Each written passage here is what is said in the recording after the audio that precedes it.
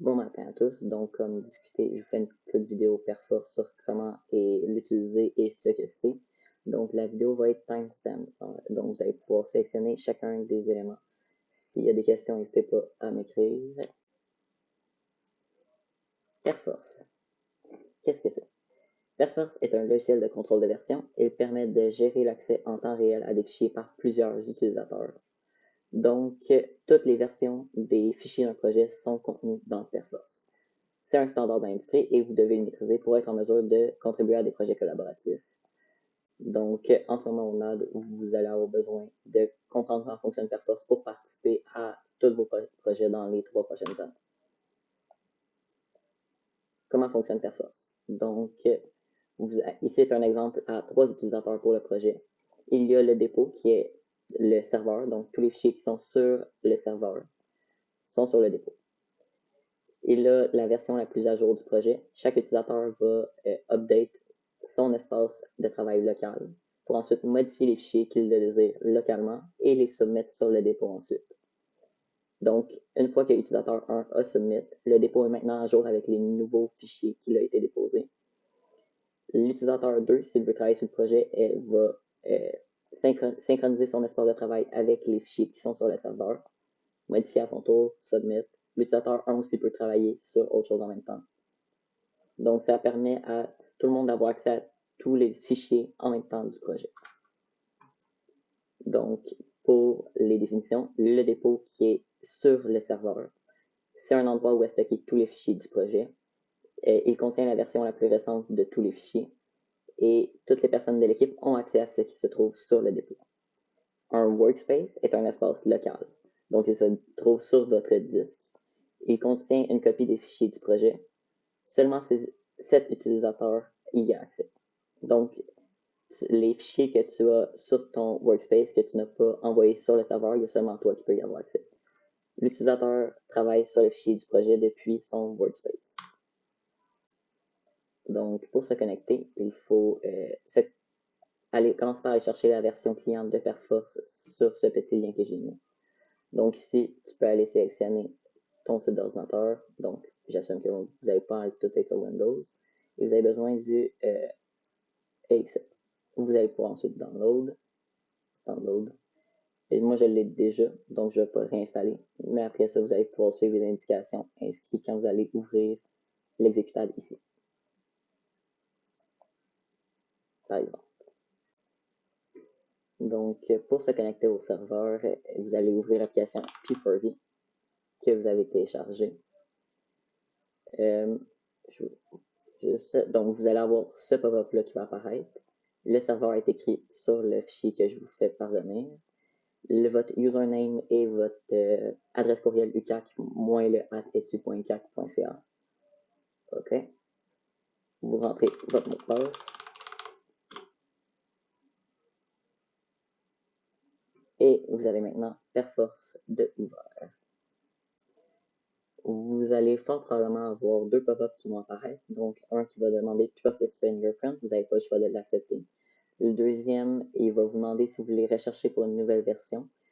De bonne pratique, vous êtes mieux de ne pas le faire. Sinon, c'est pas très grave. Si vous avez des problèmes pour votre compte Perforce, vous pouvez aller ici. Donc, envoyer un courriel à support STI. Donc, maintenant, vous avez téléchargé Perforce, vous êtes connecté au serveur.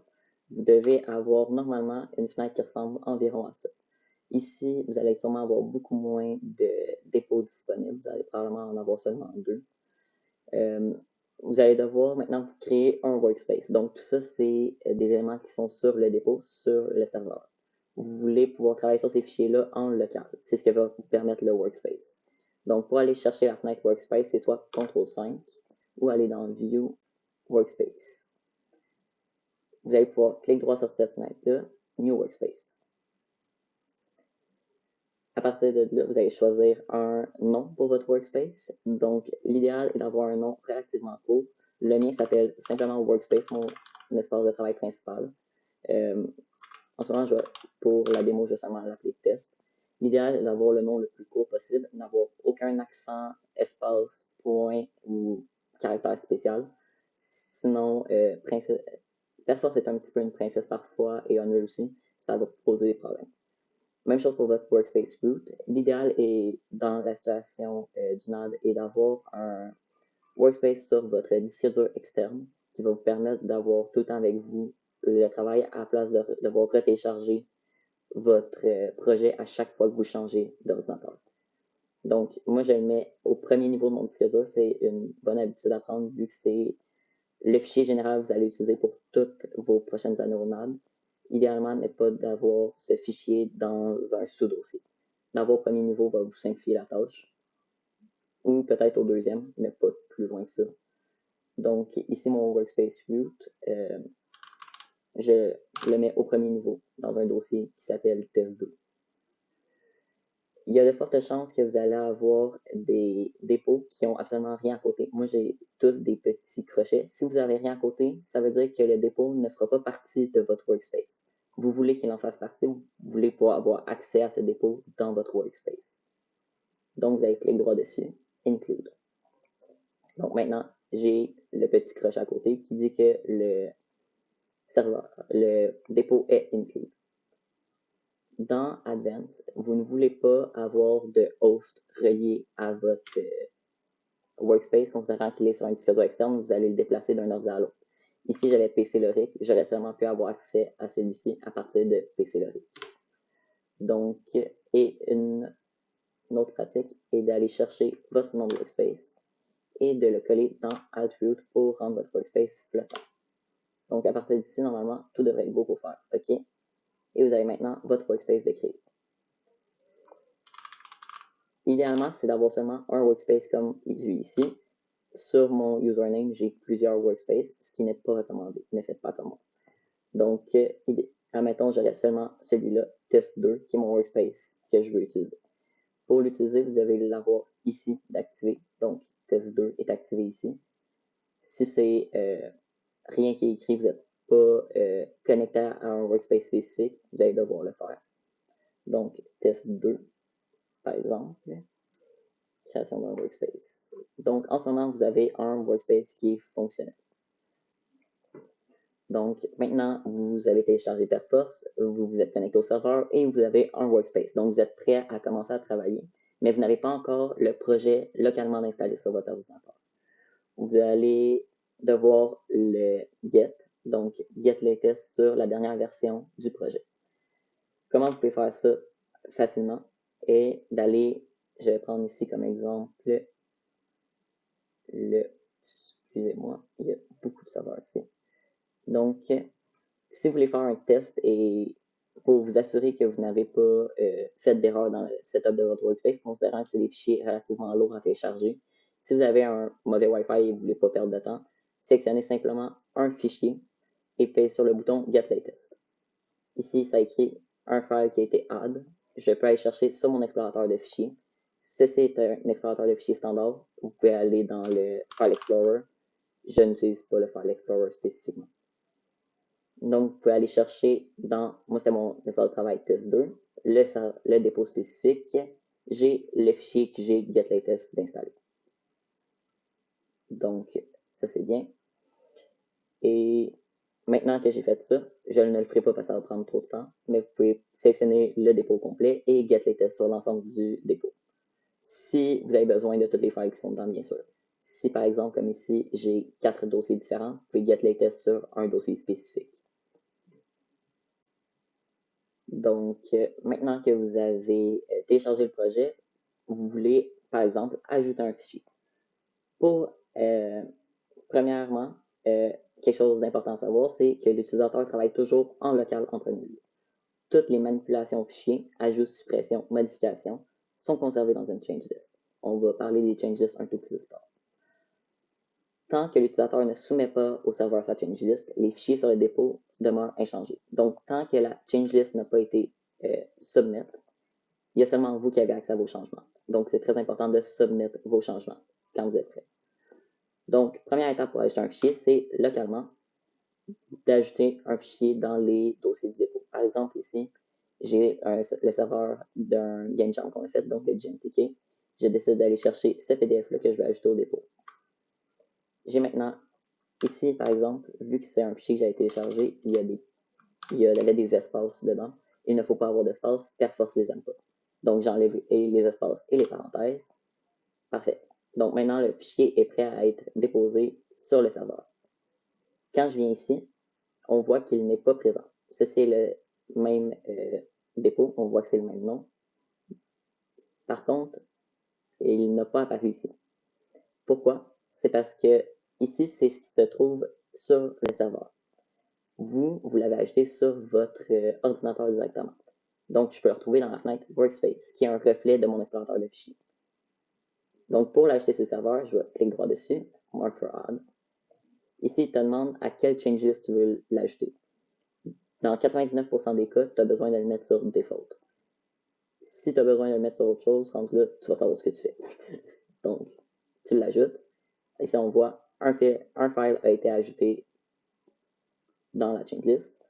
Si je vais dans mes pending, qui est mes change list en cours, on peut voir que j'ai la default ici. Et si je l'ouvre, on voit le fichier qui a été ajouté. Perforce vous demande d'absolument écrire une change list description. Donc, il faut que vous ajoutez un nom à votre change list. C'est très important. Donc, moi, je dis ajout Perforce. Idéalement, pas faire trop de fautes, considérant que d'autres personnes vont sûrement le lire. Donc, je submit. Ici, on voit que le petit plus rouge que j'avais s'est transformé en un petit symbole vert. Quand je retourne sur le dépôt, le fichier est là. Des fois, ça peut arriver qu'il n'est pas encore apparu. S'il n'est pas apparu, faites un refresh. Normalement, ça devrait être mis. Donc, vous allez maintenant ajouter un fichier au dépôt. Petit élément intéressant, si vous avez beaucoup de fichiers à ajouter d'un coup, vous pouvez simplement, par exemple, ici, il y aurait tout le fichier cube24 que je voudrais ajouter, admettons. Je peux cliquer droit sur celui-ci, puis faire Mark for Add pour tout le fichier. Ça va automatiquement ajouter tous les fichiers qui sont dedans. En ce moment, il n'y a pas grand-chose, mais c'est un exemple. Donc, ce fichier est désormais accessible à tous les collaborateurs du projet. Donc, toute personne qui a accès à ce dépôt peut télécharger ce fichier, le modifier et le renvoyer sur le serveur. Petite parenthèse ici sur les descriptions de changelist qui peuvent paraître anodines et non importantes, mais quand on travaille sur un projet de longue durée, c'est très important de bien nommer ces changelists. Donc, la description devrait être assez brève et décrire ce qui a été ajouté. Cette description-là peut contenir des accents caractères spéciaux. Ça ne changera rien. C'est vraiment important. Puis aussi, si ça vous décourage d'écrire trop de niaiseries, tous les utilisateurs, incluant les profs, peuvent voir vos descriptions de changelist. Exemple d'éléments à ne pas faire. Ici, est-ce on est des artistes, ça ne dit aucunement ce qui a été modifié, ajouté dans le projet. Et si on se rend compte qu'il y a un projet puis qu'on doit revenir à une version antérieure, c'est beaucoup plus difficile de trouver où est le problème. Même chose ici, Perforce is not friendly ne décrit pas les changements qui ont été faits. Donc, maintenant que vous avez ajouté un fichier à votre projet, vous voulez pouvoir le modifier. Pour les fichiers que vous allez avoir à faire maintenant, vous allez devoir checkout, donc réserver vos fichiers. Perforce ne veut pas que deux personnes travaillent en même temps. Donc, vous allez devoir checkout votre fichier, le réserver pour que seul vous puissiez l'utiliser. Tant et aussi longtemps qu'un fichier est checkout, personne d'autre ne peut l'utiliser ou le modifier. Tant que le fichier n'a pas été soumis. Donc, comment on fait ça? On retourne dans Perforce. Donc, ici, je décide que cette feuille-là que je viens d'ajouter, je veux la modifier. Donc, je peux cliquer droit dessus, Checkout. Ici, encore, on va me demander le même pop-up pour la changelist, on peut simplement faire OK. Donc, on voit que le petit crochet rouge a été ajouté. On peut maintenant, localement, j'aurais aussi pu l'ouvrir à partir d'ici, mais d'habitude, on peut localement aller faire des modifications au fichier. On va dire, j'ai modifié mon fichier, j'ai fait les modifications que je voulais, j'ai enregistré ça et j'ai fermé le fichier. Donc, j'ai enregistré tout ça. Maintenant ici, j'ai ma nouvelle version du fichier que je veux push. Je vais aller double-cliquer sur ma change list ou peser sur le bouton Submit. Même chose tantôt pour Mark Fraud, vous pouvez toujours peser sur le bouton Submit. Vous allez écrire une change list description. Fait que, mettons, j'ai changement titre Perforce feature. Par exemple, il manque un H. Submit. Voilà. Donc, maintenant, le fichier est 2 sur 2. Ce qui veut dire qu'en ce moment, sur le Workspace, on a downloadé la version numéro 2 du fichier et il a 2 versions qui ont été créées. En cas de problème, il est possible de retourner à des versions antérieures de ces fichiers. Donc, ici aussi dans le PDF, je vous ai mis le lien pour l'identification de tous les badges qu'il peut avoir dans Perforce. Ce qui peut être pratique au début, le temps qu'on s'habitue. Ok, on a presque terminé, mais bon. Dans Unreal, donc je vais m'ouvrir un petit projet Unreal. Je peux aller ici, je vais aller ouvrir un projet random pour la démo. Donc, on ouvre Unreal et on a un peu de patience le temps que celui-ci ouvre. Ça devrait normalement pas être trop long. Ok, donc maintenant j'ai un projet d'ouvert dans Unreal. Je décide d'aller, je dois aller dans Revision Control en bas à droite et Connector Revision Control. En ce moment, ça me dit qu'il est disable. Nous, on veut sélectionner dans le provider Perforce parce que c'est ce qu'on utilise. Ici, de base, si vous n'avez jamais ouvert un projet, ça va être écrit ceci. Ce n'est pas le bon serveur. Donc, vous devez écrire le même serveur que lors de votre connexion à Perforce au début et votre username. Ensuite, il va vous afficher ici les workspaces qui sont disponibles. Ok, donc j'avais posé la vidéo rapidement, mais c'est quand même un cas qui peut arriver relativement souvent. Quand vous travaillez au NAD, la lettre du début de votre workspace root est souvent pas la même que chez vous. Donc, sur mon ordinateur personnel, c'est D. Par contre, quand je travaille au NAD, la lettre souvent est un E ou un F. Donc, si vous êtes au NAD, vous allez devoir venir juste changer la lettre qui est ici, dépendamment de ce qui est écrit à côté de votre disque dur. Donc, moi, en ce moment, je suis sur D, tout est bon. Par contre, il était écrit un E, donc mon workspace n'affichait pas dans ceux disponibles. C'est un problème qui arrive souvent et au début, on ne pense pas à le changer. Après un certain temps, on finit par s'habituer à faire ça comme première étape en arrivant sur le travail. Donc ici, maintenant, je peux aller chercher mon workspace et je suis maintenant connecté ici à mon Revision Control. Donc, vous avez environ les mêmes contrôles que dans Perforce, juste à des endroits un peu différents. Donc, par exemple, je peux aller chercher un élément, clic droit dessus. Il est écrit ici Revision Control et vous avez les mêmes options que dans Perforce, donc Checkout, Mark Fraud. C'est majoritairement les deux que vous allez avoir besoin. Sinon aussi, vous pouvez aller ici dans View Change si vous voulez voir qu'est-ce qui a été modifié et vos changes en cours. Et vous allez voir apparaître tous les changements non sauvés et les changements qui ont été sauvés et qui sont envoyés. Un coup, vous avez tout terminé et vous voulez submettre votre stock, vous pouvez aller simplement ici et Submit Content. Ok, donc des petites éléments à préciser qui sont des bonnes pratiques. Donc, premièrement, toujours get latest avant de commencer à travailler sur un projet afin de s'assurer d'avoir la version la plus à jour. Le sync ou le get latest ne se fait pas automatiquement. Donc, pour avoir la version la plus à jour de votre projet localement, vous devez aller dans Perforce et get latest avant de commencer à travailler. Idéalement, vous devez check out les fichiers que vous allez modifier avant de commencer à travailler dessus parce que si vous décidez de travailler dessus un fichier pendant, admettons, 1 heure et vous n'avez toujours pas sauvegardé, il y a des possibilités qu'une autre personne de l'équipe aille travailler dessus et sauvegarder avant vous.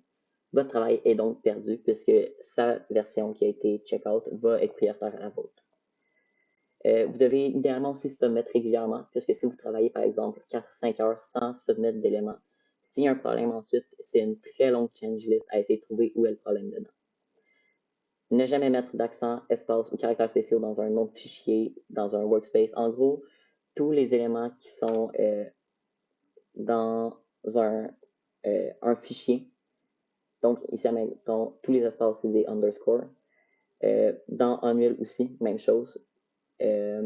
vous ne devez pas mettre d'accent ou d'éléments de ce type-là. Unreal ne les reconnaîtra pas.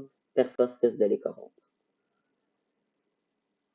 Et aussi, idéalement, c'est d'avoir un seul workspace pour tous vos projets. Donc, par exemple, mon workspace personnel est ici. Donc, on voit que j'ai un seul workspace pour tous les projets que j'ai faits depuis que je suis arrivé au NAB.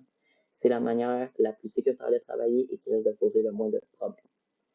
Et finalement, les problèmes ne se règlent pas en créant un nouveau workspace. Si vous avez un problème, la solution va très peu probablement être de créer un nouveau workspace, puis vous allez probablement recréer les mêmes problèmes un peu plus tard. Il vaut mieux fixer ce que vous avez déjà que d'en créer un nouveau. Et finalement, élément très important, le reboot du serveur de l'UQAC se fait à 22h à tous les soirs. Donc, ne travaillez pas sur Perforce de 22h à 23h. Perforce effectue son redémarrage. Donc, si vous êtes, par exemple, dans Unreal, vous décidez d'essayer de clic droit Checkout, Unreal va freeze. Et vous n'allez pas pouvoir continuer à travailler, vous allez perdre les modifications qui n'avaient pas été enregistrées. Donc, pour une bonne pratique, ne travaillez pas sur Perforce de 10h à 11h le soir.